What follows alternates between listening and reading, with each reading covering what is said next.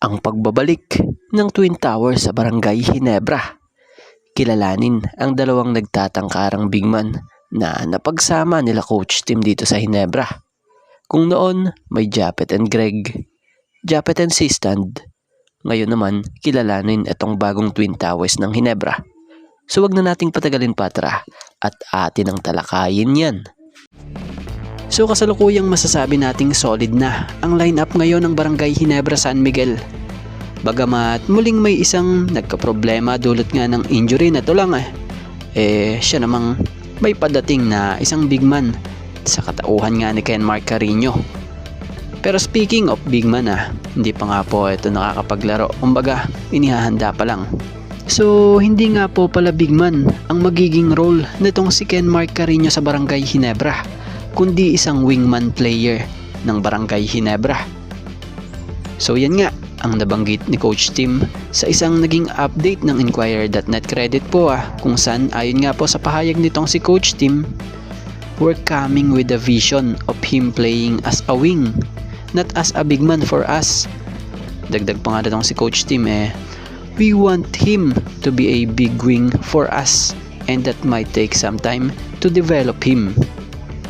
So kung ganun, lalaki ang lineup na nasa loob ng Ginebra. Biruin mo kung wing siya tapos isasabay mo sa big man na si Japet Aguilar, grabing laking impact ngayon nito.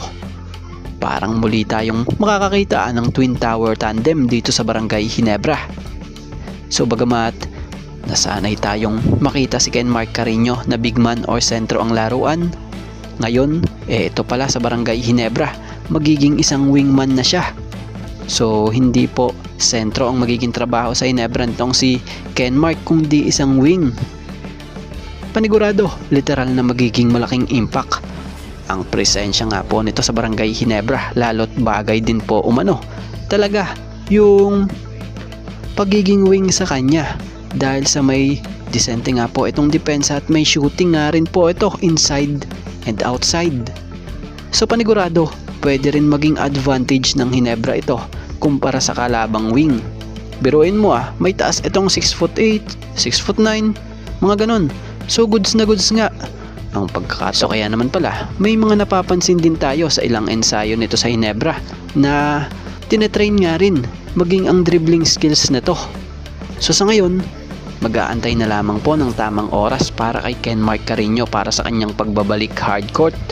So nababalita nga rin nung nakaraan na tinitingnan pa nga po kung sa April nga magka-go signal na nga po ito para makapaglaro.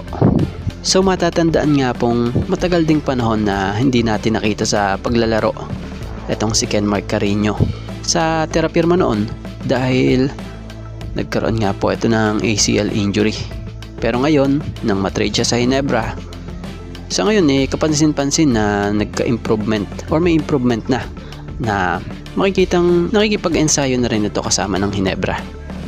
So para kay Kenmark, maganda ang hinangad nito dahil gusto niya nga pong ma-adapt agad umano or maka-adapt agad umano para makatulong nga po sa team na ito.